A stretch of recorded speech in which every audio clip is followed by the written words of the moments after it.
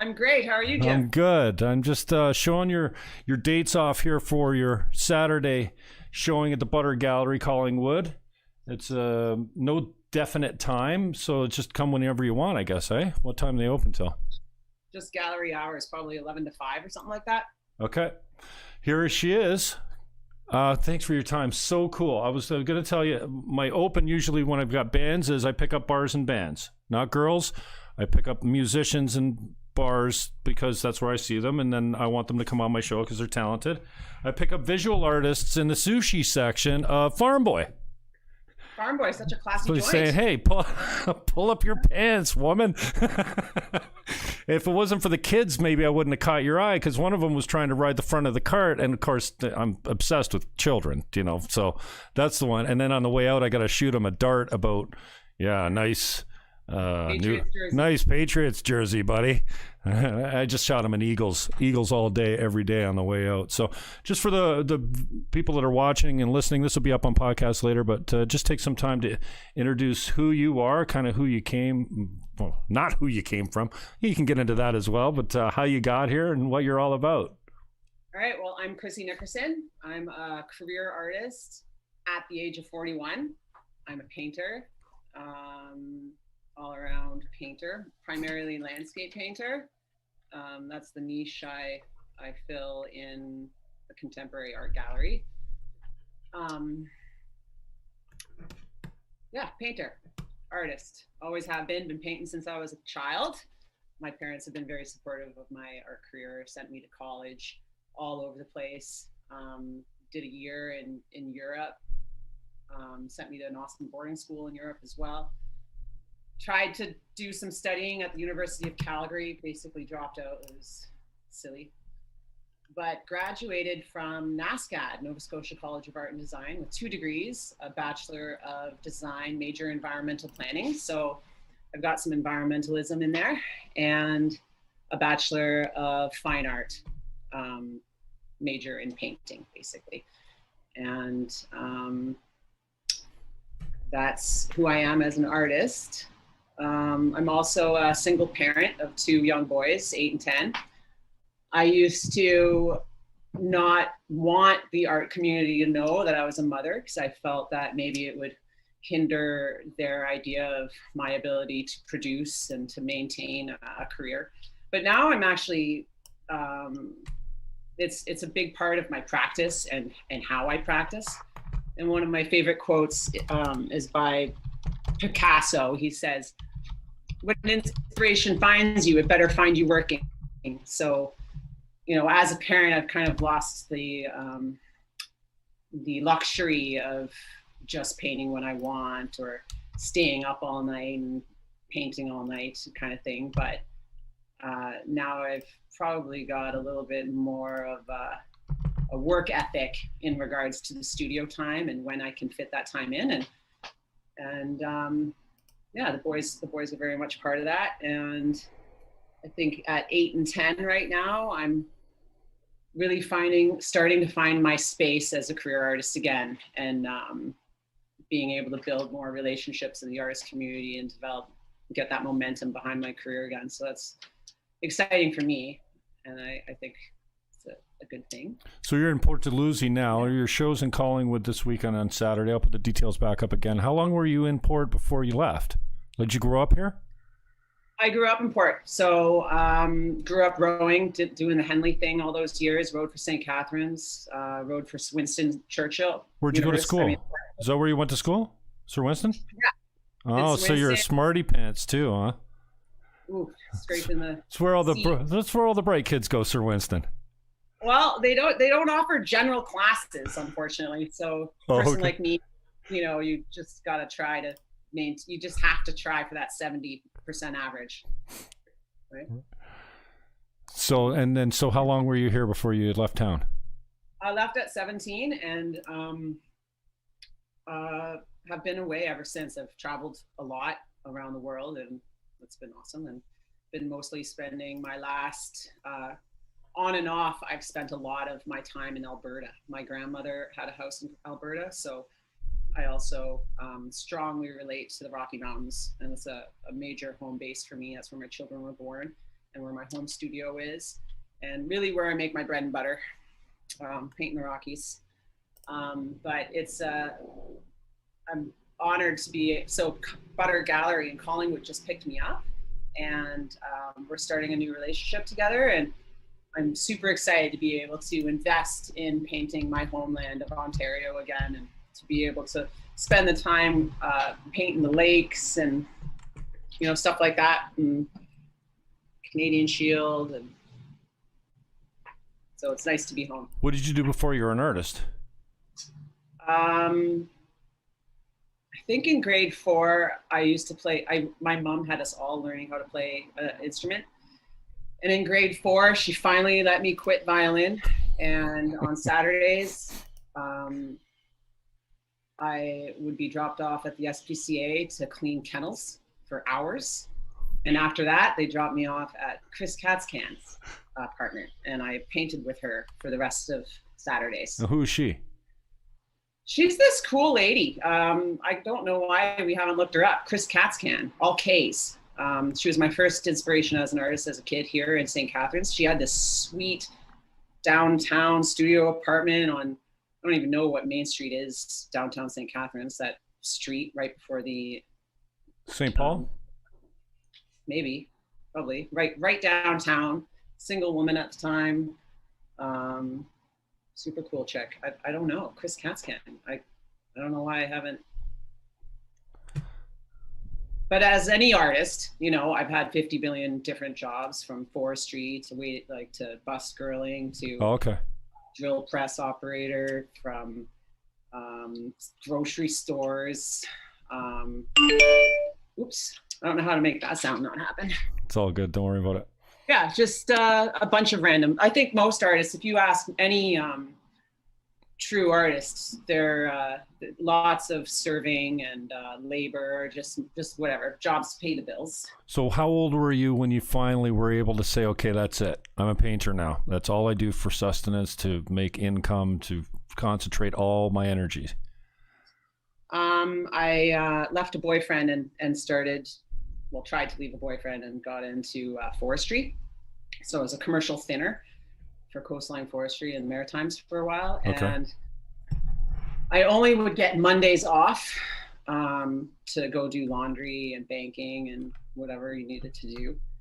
And finally I took some time off that job and started painting. And I said, I'm a painter. I really don't want to do this.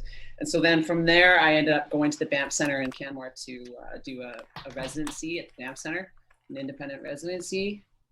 And then again, I had that realization after doing a bunch of house painting for a good friend of mine. I've worked for him over the years, like over a decade. And every time I paint a full house, I think to myself, like, it's so unhealthy for me to be using my ligaments, holding big brushes, being so repetitive. I should save my body for me and paint for myself. And I've always known I'm an artist. It's just cash flow that has made me have to do labor sometimes, right? Or sometimes I just want to hang out with my neighbor, and I will go back to house painting. Usually around Christmas, I'll do a house painting job with my neighbor, because it's, you know, we catch up on each other's lives and listen to loud techno, and it's fun. Yeah. I like your reference to save my body, because I've just lately been, well, I'm going to be 52 next week, but my office chair that I'm sitting in right now is trying to murder me. Slowly, it is murdering me. And you know, when we met yesterday, I was telling you how much trouble I've been in with my body screaming at me. Sciatic right now has hobbled me for weeks. I got an hour walk in today, but most of the time, like, how do you stretch something that's that sore, or how do you walk through something? And so I was just bent over today, and I feel like 108 years old, and I'm like, I've disabled myself from my job, because my job is sitting here. But Stand up, Jim. Yeah, exactly. I just noticed the other day that I'm crossing my legs under my chair and grabbing one of the chair legs. So Yeah. You wonder why you can't walk when you stand up. So, but anyways, you're due mostly. I'm going to show one of your pieces that blew my mind yesterday when I went through some of your stuff there at your makeshift studio where you're set up at your parents' place. So cool. But that piece was like, I can't talk about it and then not show it. I'll just put it up right now. Here's the website. That's for the date. Saturday. Are you showing the transition? Out of the Woods. That's in Collingwood. And then this is the... let me see. Yeah, now I'm showing it. Now this is... it's busy. And like I said to you yesterday, this is a piece that I don't have to use my imagination to see something different every time. There's so much layers and detail, and you built in almost the what's that abstract kind of. Anyways, tell me about this piece, because it really set me off yesterday. Of all the pieces that you went through, I'm like, wow. Are you showing it right now? Yeah, we're in the background. Oh, I can't see it. So, are you talking about transitions? Yeah. Yeah. So the paintings, I'm primarily a landscape painter. So I was invited to join this painting, a group show about associated with global water futures, where they, are largely investigating global warming and how to interpret that through art and how to have conversations with the public. And, it's an interesting thing to try to have that conversation at the dinner table with your family, right? Mm-hmm. So that painting was developed through me listening to a bunch of podcasts and talking with my dad and hanging out with my girlfriend Maya and just having discussions. And so I wanted to create a painting full of drama and full of information. And I think I did that. And I did a few other pieces in concert with that one, never thinking that would be the painting that I ended up showing. And then at the last minute, I put that quote from Genesis. God said, "Let mankind rule over the birds and the bees and all the fish in the sea." And I painted a self-portrait. And I put that on there in a really crude, bold way to kind of yell at you, like, yes, it's a painting. It doesn't have to be pretty. The conversations might be hard. And there's just so many issues in there to have that conversation, whether you're coming from a scientific point of view or political point of view or religion or what tax bracket you're in or trying to maintain. And there's just so much. So I just wanted to capture some of that drama and throw it into a painting. And I had a blast doing it. And unfortunately, what you can't see in that piece is it's attached to a big projection screen. It's probably a 4 by 6 foot piece or something like that.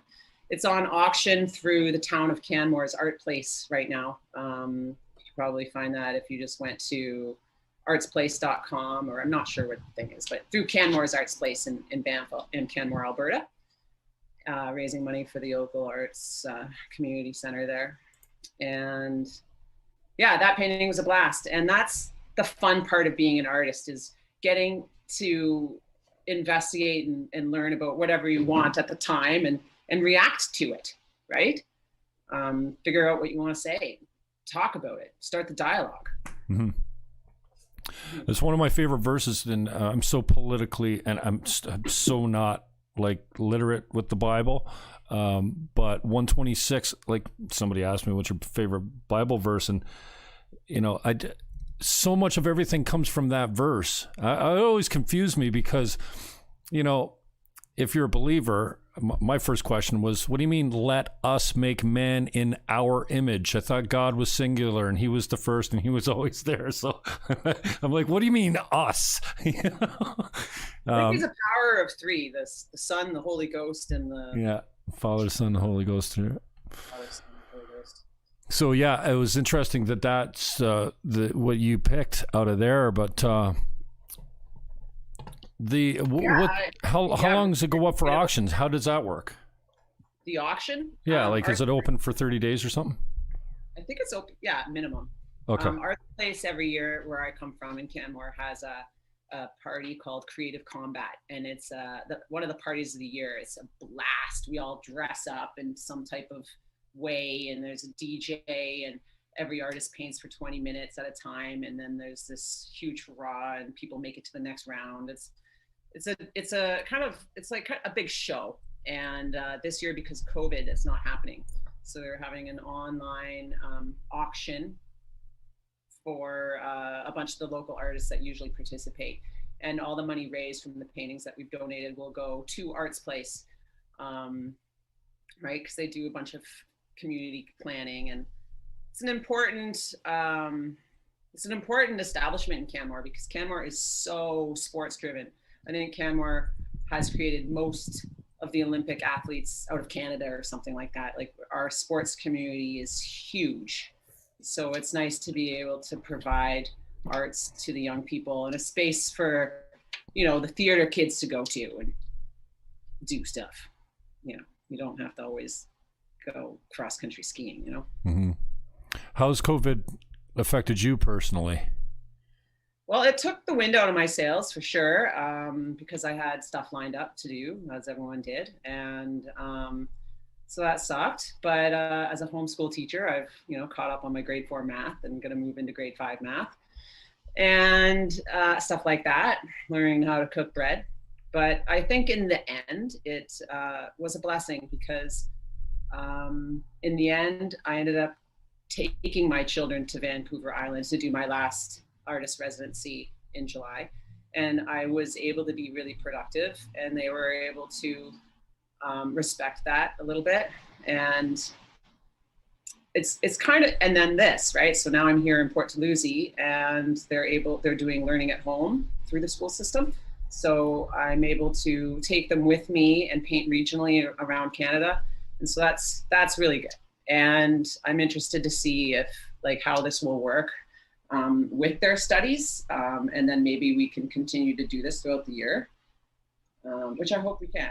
So we'll see how that goes. And I've had 2 openings during COVID, which were cool. I do some writing. Some of my writing seems kind of dark. I don't know. It might not be the tone for this interview, but I've had 2 openings during COVID. One was called Yellow Jacket, where I talk about some of that stuff. What is that specifically? What writing are you referring to, and what's Yellow Jacket? Is it a spoken word performance? No, I just write these artist statements. As a kid in college, you're always told to write these artist statements, like explain what you're talking about. Now, when someone asks me for an artist statement, I just kind of write whatever I want, how I feel, and that's it. So during my one of my last shows was called Yellow Jacket, because it was all yellow and black, and I was trying to paint for the painter, not worry about what sells, and really try to develop my own mark making and expression. And I ended up writing, it was right after that gentleman, that man died with the police. The whole Black Lives Matter movement got up and running again. So I wrote a piece about palette and what's in a color and what's an association and how did that make you feel and stuff like that. So and we ended up having a pretty successful opening. The gallery owner ran it by appointment, and we still got to drink wine, and it was great. Yeah, so did I answer your question? Yeah, no, great. What do you ever just not want to paint? Yeah, absolutely. Yeah. That happened in that's what I've been struggling with, content. I don't consider myself an artist, but I have enough artists in, and they're like, Jimmy, what you do is an art. You're an artist. I'm like, okay. And then, COVID hit. Logistically, my life didn't change all that much, because I think I've been social distancing for years. Because whatever. Totally. It's just I'm not social. And for some people that way. Yeah, and then I have a hard time sitting down and producing creative work. And then, well, it's not that when I sit down to produce it, that I have a hard time. It's just I don't want to sit down. It's the motivation's been unbelievable. And, I didn't think COVID hasn't changed my life much. I've been social distancing forever, but I did notice I started drinking more because, like, what the hell what do you do? Like, so... And so Cheers. I think we're all, thank you. I think we're all struggling with, and sometimes I think it's latent. Like it's not as obvious to us what is happening, right? Like I had a guy on yesterday that's an anti-mask guy, not terribly political, but activist. Right. And Shoppers Drug Mart. Yeah, he was pulling up the stickers off the floor at Shoppers Drug Mart, and he caused a scene. And he filmed it, and it went semi-viral, not completely viral. And today he's protesting outside of fake news 610 CKTV and the Standard, and then they're marching to City Hall. But he was talking about the only reason he's doing this right now is because he's got a 5-month-old boy that I got to meet, Zephyr. What a beautiful, kids love me. As soon as I look at them, they seem to engage. And so he says, my kid loves new people. He'll just start giggling and laughing and spitting on you. And it was awesome. But this guy's, Sandor is his name. This Zephyr is now Sandor's complete purpose in life. So, and, I saw him today do a broadcast out front of the studio, and he was talking about, my child is 5 months old now. You guys want to mandate a mask mandate for another 7 months. Do you know how detrimental that is for my child not to see smiling faces when I take him out anywhere? Like, I don't think we really are present, and I don't mean to drag this into politics, but I don't think we're completely present as to the unintended consequences of some of these actions. Oh, we just go, we'll just all wear masks. Everyone falls in line, and you don't really get. You're like, wow, yeah. I don't see faces anymore. I don't hug my friend. Well, I hug my friends. I'm a great hugger. So, but I did an event the other day as MC, and Juliette Dunn, one of my favorite people, she's like, I wish I could hug you. I have you can hug me. Like, you don't get COVID from hugging. Just don't kiss me. But I don't think we're really present to the complete impact of it all. So. Sure. Well, there's definitely going to be fallout or moving forward or tons of different things that come from this for sure. Do you want to hear one of my little written things? Sure. You got it handy? Yeah, it's right here. Oh, you do have a belt on. You weren't fibbing.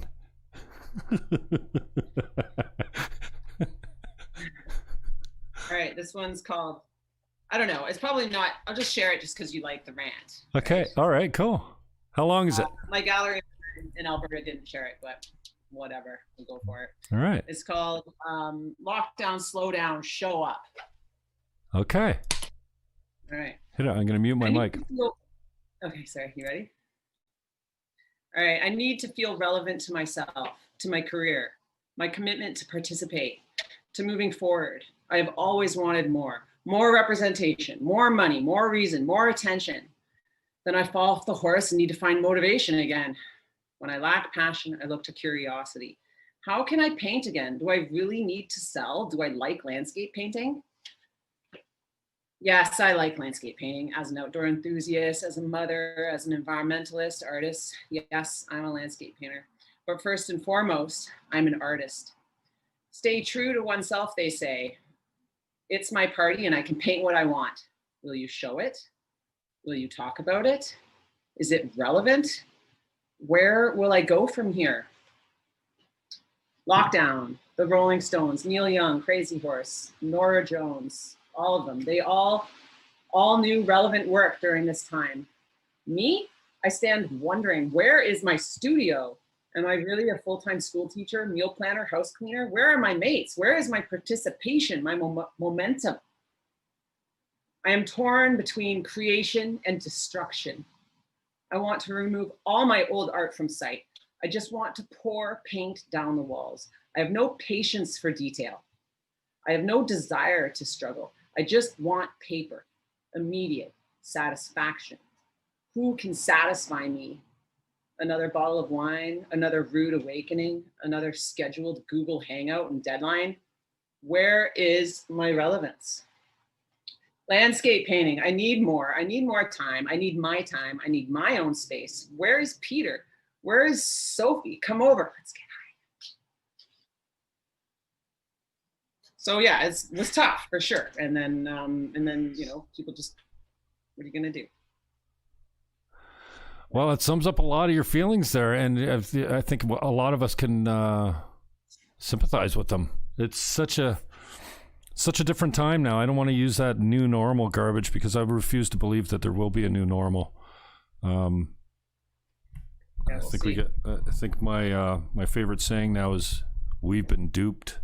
So, yeah, no, it's so appropriate for all the things that I see in the world. Anyway, how do you, talking more about your motivation and kind of, you touched on it in that piece that you just read, how do you draw the balance between commercial, I have to do certain things to live, to be saleable, and pouring paint down the walls just to make it look different and say that's art type of thing? Like, how do you... I don't do it to make different just to say that it's art. I want to feel relevant to myself and my own artist community, to have interesting conversation about what is art, right? I want to be able to grow as an artist through challenging myself to see how can I make new marks? How can I stay interested and curious about the medium of paint, and then commercially, landscape, it's sellable, it's relatable, people can feel good and comfortable standing in front of it, right? To be an environmentalist, you don't need to stand there and give people information. You could even just paint a lake that's been ruined by acid rain and title it something with reference to that, and then someone can look it up and educate themselves on what acid rain is and the effects that has on the environment, and why scrubbers are important for steel coat. So commercial, I do definitely struggle with my role there, and I don't know, sometimes it just makes me feel like a kid. The gallery is the parent, and they have these expectations, and then there's me, who's 41. I'm not a kid, but I still need the gallery system.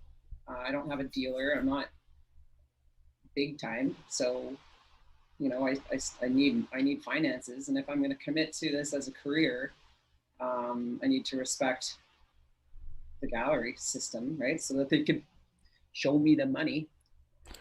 What's that look like? What happens when you go big time? Like, if you had to write the Hollywood story of your life, how does it pick up from here? And like, when you hit the big time, how's that change?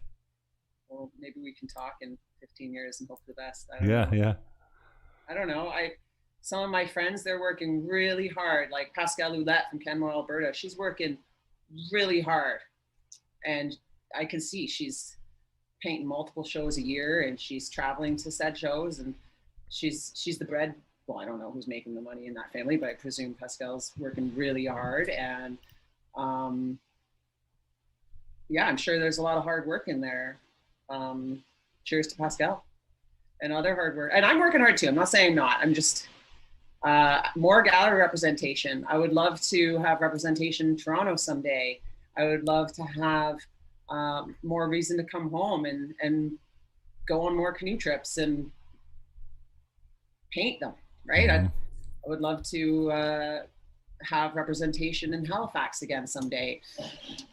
Go out on the Atlantic.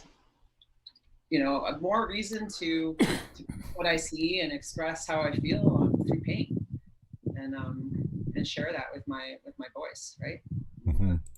How much do you find that your mood or your environment or your, I don't know, what do you call when it's an extended mood? Like you're in a little bit of can you see that in your work? Like, is it like a flavor that you can say, oh yeah, here's my dark day, and you see this landscape is kind of depressing. Other people might not see it. I just wrote about that too. Huh? Well, first I'll say one thing. Like, I think artists do kind of run on. Well, anyway, I don't know about all artists, but I can relate to a little bit of that manic and low. Like, you get going really hard on anything, and the real discipline is when I think as an artist is to be able to go back into that painting you did when you were upset or whatever and finish that painting. Oh. Later. I think the difference between someone who might, who's got severe depression or some other mental illness wouldn't be able to go back into a body of work and finish it. But I think we all have that. And I wrote a little bit about that in this body of work that I did because I painted it in such a condensed period of time. I wrote about it in this paragraph here. Do you want to hear this paragraph? Yeah, awesome. So this is about Out of the Woods and this body of work that I did in response to this canoe trip we just did. The work has had multiple stages of growth or setbacks. I am trying to honor the Algonquin school of painter's approach, the Canadian tradition of landscape painting as I do, but also in my own way. How do I make it my own? How do I stand out as a painter at a new gallery? The struggle is real. Phase 1, paint. I tried to be realistic, local color. Phase 2, I started to lose it. Phase 3, I lost it. I threw in some sabotage, and now in my final week, I am where I am now painting a combination of traditional landscape and Chrissy Nickerson. So there's ups and downs to everything. Yeah. Sometimes I paint, like I sabotage and paint stuff out, and other times it comes off the brush, no problem. Now, talk more about the sabotage? What do you mean specifically? I had a painting about this size on the wall the other night, and it was after dinner, after the kids went to bed, and I was just so frustrated, and I just mixed up a load of paint and I just painted it black. Wow. And then at the same time I grabbed this other painting and I really blocked out a bunch of it into black as well. And then that night I couldn't sleep. I was just like, oh my gosh, I just threw out 48 hours. Really? And then, and then I let it dry and then went back into it. And I'm happy I did that. Because I don't want to just show a bunch of paintings just because I painted them. I want to show paintings that I'm proud of, and I want to be able to show them as a body of work to my community. What if you're too judgmental or too hasty, or you're just in a bad mood that day and you missed something and painted over something that would have been completely beautiful the next day or 10 years out or something like that?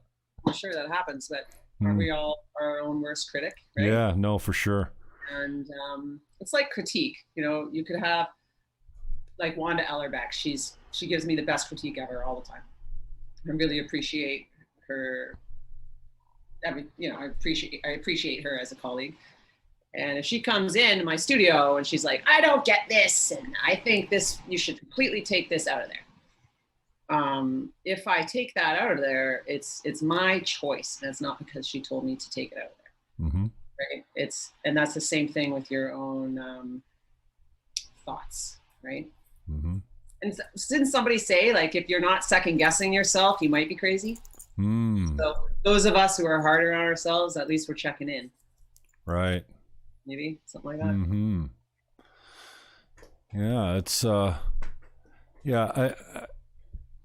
I'm fascinated by the whole mental process of it because, I think, well, you were showing me a piece yesterday that I think you may have painted over, but some of the greatest creations ever artistically ever put together, am I wrong in this, that it's like a mistake? They didn't finish it and then it's like a timeless work of art that's priceless because, you know, it's like the statue that fell over or whatever. So go ahead. We rephrase that into saying, you're saying a happy mistake, but someone could say, okay, well, say that master or whoever, right? Let's call them a master, you know, made this painting super duper fast. And someone could say, well, how is that worth all that? Because you can see that it's just some happy mistake or happy moment. I would argue that that quick 20 minutes or 2 hours or whatever is all in response to their career of 20 years. And everything that brought them up to making those mark makings that day are in response to their life and their career and like all the choices they've made. So I would like to give them more credibility than to call it a happy mistake or something like that. You know what I mean? No, I do completely. But yeah. No, you were showing me a piece that was around the corner from you, right there on your left, that had up near the front of the garage. Okay. To your left. No, it was, anyways, there was a transition. There was a piece of, oh yeah, cool. There was a top of the one that you're showing me that's in the front, like in front of you to your left, that's got I don't know, did you paint over it or something? It's like it's coming through, it's bleeding through, it's got something else. Oh yeah, there's like tons Oh, is that it there? Yeah, okay. Now what happened there? A few paintings in here where, I just took the roller and is that the one you painted black? I did paint a bunch of this part black. Yeah. Black. And then I'm calling these diptych fail, right? Diptych fail. Yeah, right. Okay. Right. So those are works in progress. So they're not going to stay like that. Huh. They're going to be revolutionized by Midnight's Night. Really? Oh, because they're going to, that's obviously, okay. I have to pack everything up tonight or tomorrow to take to Collingwood before 4 p.m. Yeah, so that's why I'm painting right now. So I'm basically just in touch-up mode. Okay. With the exception of a few paintings that need serious attention. Yeah. So when you're finished, prep for the when showing. Am I going to be finished? Yeah. Tonight. I might have to paint some edges gray tomorrow, and then my beau has to photograph everything. And I'm close. No problem. Cool. And obviously you're showing so that you can sell stuff, but is that typically at the gallery or at the showing where people buy stuff or no?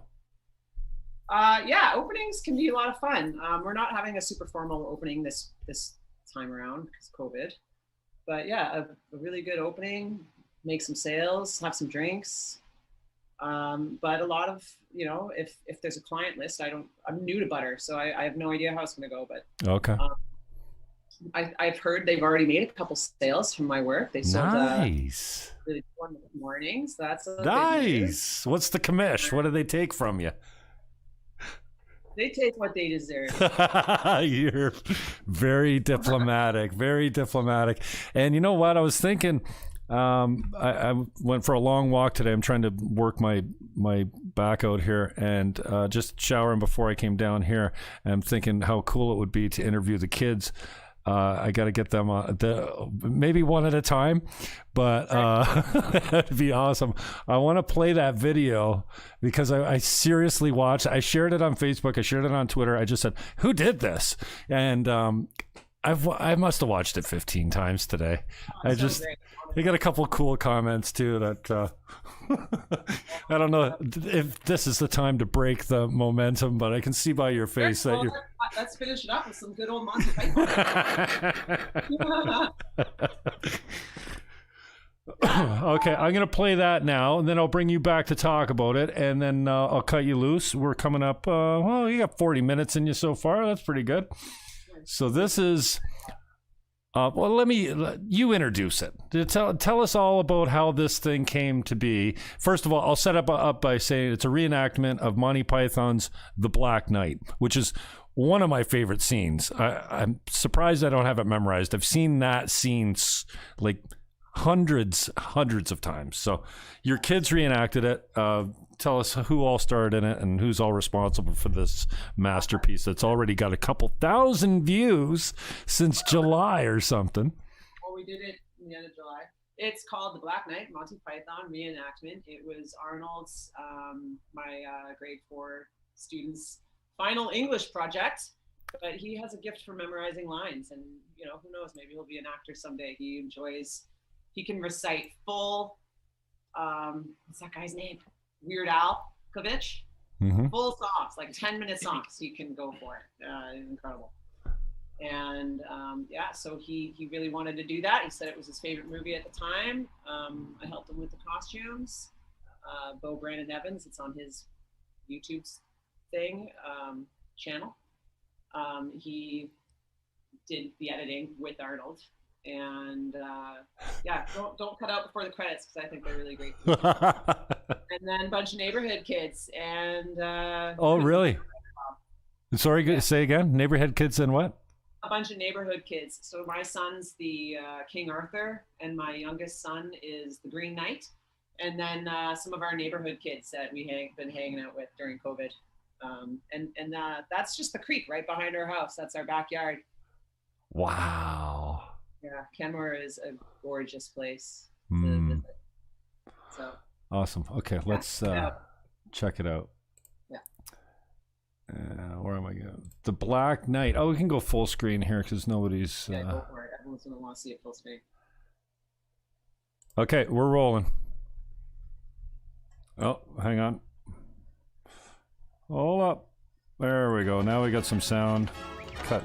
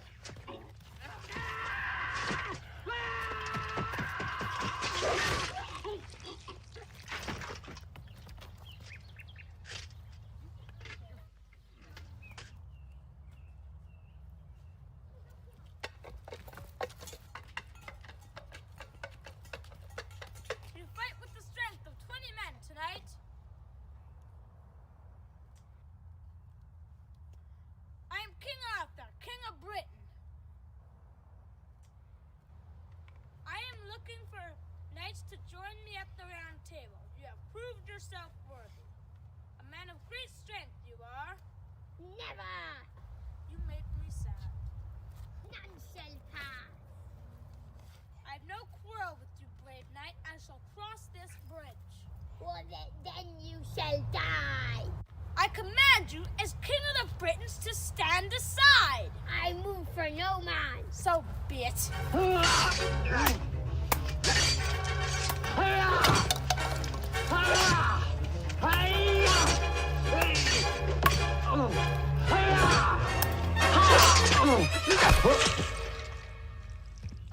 Now stand aside, worthy adversary. 'Tis but a scratch. A scratch? Your arm's off. No, it isn't. What's that then? I've had worse. You liar. Come on, you pansy.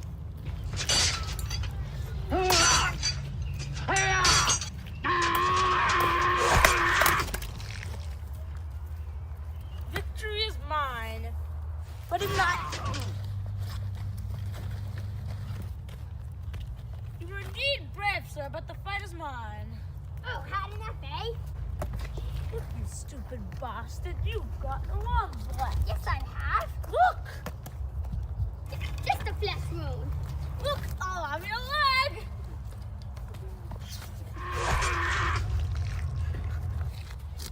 Right, I'll do you for that. Your what?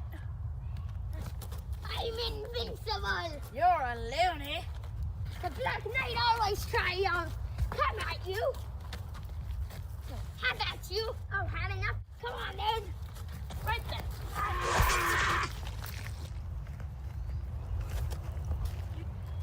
Right, we'll call it a draw. Come, Patsy. Running away, eh? You know, just come back here and take what's coming to you.